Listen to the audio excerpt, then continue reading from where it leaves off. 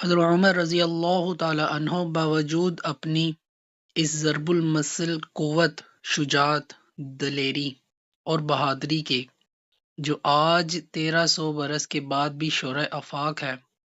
اور باوجود یہ کہ اسلام کا ظہور حضرت عمر رضی اللہ تعالی عنہ کے اسلام لانے ہی سے ہوا،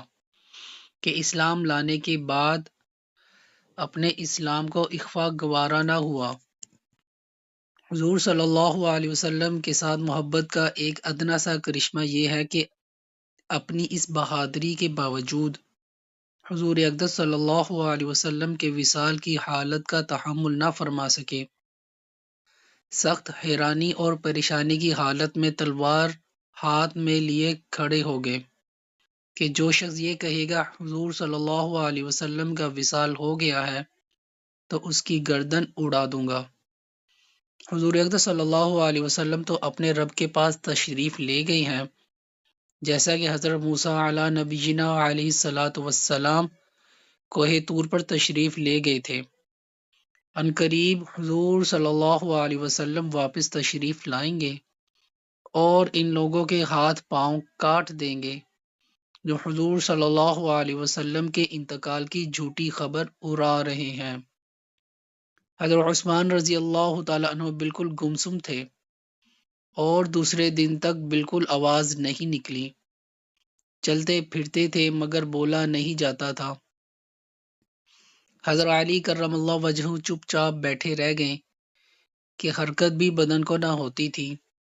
صرف ایک حضرت ابو بکر رضی اللہ تعالی عنہ کا دم تھا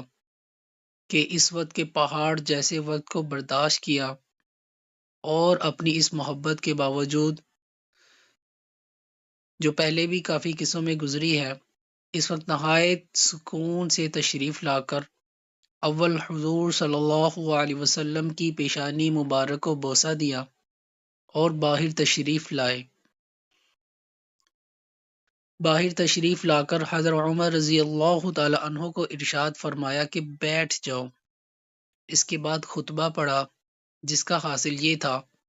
کہ جو شخص محمد صلی اللہ علیہ وسلم کی پرستش کرتا ہو وہ جان لے کہ حضور صلی اللہ علیہ وسلم کا وصال ہو چکا، لیکن جو شخص اللہ کی پرستش کرتا ہے وہ سمجھ لے کہ اللہ جل شانہ زندہ ہے اور ہمیشہ رہنے والے ہیں۔ اس کے بعد کلام پاک کی آیت وما محمد الا رسول قد خلت من قبلہ الرسل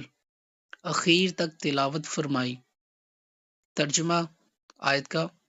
محمد صلی اللہ علیہ وسلم نیر رسول ہی تو ہیں، خدا تو نہیں جس پر موت وغیرہ نہ آ سکے، سو اگر آپ کا انتقال ہو جاوے یا آپ شہید بھی ہو جاویں تو کیا تم لوگ الٹے پھر جاؤ گے؟ اور جو شخص الٹا پھر جائے گا تو خدا تعالیٰ کا تو کوئی نقصان نہیں کرے گا، اپنا ہی کچھ کھو دے گا، اور خدا تعالیٰ شانہ جلد ہی جزا دے گا حق شناس لوگوں کو۔ چونکہ اللہ جل شانہ کو حضرت ابو بکر صدیق رضی اللہ تعالیٰ عنہ سے خلافت کا اہم کام لینا تھا، اس لیے ان کے شایان شان اس وقت یہی حالت تھی۔ اسی وجہ سے اس وقت جس قدر استقلال اور تحمل حضرت ابو بکر صدیق رضی اللہ تعالیٰ عنہ میں تھا کسی میں بھی نہ تھا۔ اس کے ساتھ ہی جس قدر مسائل دفن و میراث وغیرہ کے اس وقت کے مناسب حضرت صدیق اکبر رضی اللہ تعالیٰ عنہ کو معلوم تھے، مجموعی طور پر کسی کو بھی معلوم نہ تھے۔ چنانچہ حضور اقدس صلی اللہ علیہ وسلم کے دفن میں اختلاف ہوا کہ مکہ مکرمہ میں دفن کیا جائے یا مدینہ منورہ میں یا بیت المقدس میں، تو حضرت ابو بکر صدیق رضی اللہ تعالیٰ عنہ نے فرمایا کہ میں نے حضور صلی اللہ علیہ وسلم سے سنا ہے کہ نبی کی قبر اسی جگہ ہوتی ہے جہاں اس کی وفات ہو، لہذا جس جگہ وفات ہوئی ہے اسی جگہ قبر کھودی جائے۔